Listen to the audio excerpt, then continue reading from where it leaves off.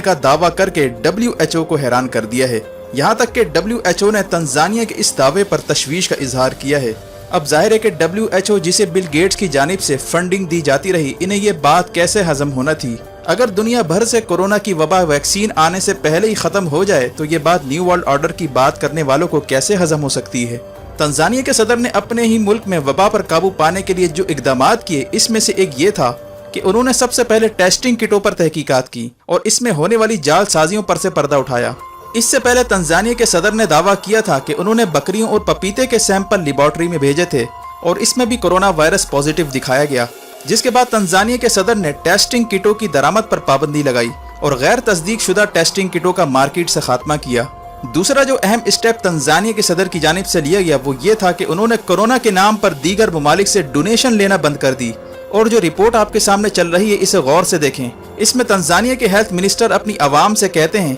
कि हम आपको खबरदार करते हैं कि आप कोरोना के नाम पर डोनेशन मत लें, क्योंकि कोरोना के नाम पर जो डोनेशंस बाहर से आ रही हैं इनसे वायरस मजीद ट्रांसमिट होने का खदशा है। इसके आगे वो कहते हैं कि तंजानिया की आवाम फेस मास्क की सूरत में भी डोनेशन बिल्कुल ना लें। तीसरा अहम कदम जो तंजानिया ने उठाया वो ये था कि उन्होंने मीडिया पर जाली रिपोर्टिंग करने पर पाबंदी लगाई और इन्हें हाइप क्रिएट करने से रोका और ये पॉलिसी अपनाई कि अगर कोई कोरोना से मर जाता है सिर्फ उसी को रिपोर्ट किया जाएगा। इससे हुआ ये कि कोरोना के हवाले से जो दुनिया भर में खौफ फैलाया जा रहा था, इससे उन्होंने अपनी आवाम को बचाया और अपनी आवाम के दिलो दिमाग पर कोरोना का खौफ ही पैदा नहीं होने दिया। चौथा कदम उन्होंने ये उठाया कि तंजानिया ने अस्पताल में बैठी माफिया का धंधा खत्म करवाया, यानी जो माफिया दुनिया भर में कोरोना के नाम पर धंधे कर रही है। और जिस तरह से गुज़िश्ता दिन समा टीवी पर भी ऑडियो सुनवाई गई जिसमें एक शख्स प्राइवेट हॉस्पिटल से राब्ता करके कोरोना के मरीजों की फीस पूछता है तो अस्पताल वाले उसे बताते हैं कि 30,000 रुपए पर डे का चार्ज किया जाएगा। यानी ये हालत इस वक्त मुल्क में हो रही है और कोरोना को एक बिजनेस बनाकर धंधा किया जा रहा है और जबरदस्ती कोरोना के मरीज जिनकी हालत क्रिटिकल नहीं होती इन्हें भी अस्पताल दाखिल करके इनसे लाखों रुपए वसूल किए जा रहे हैं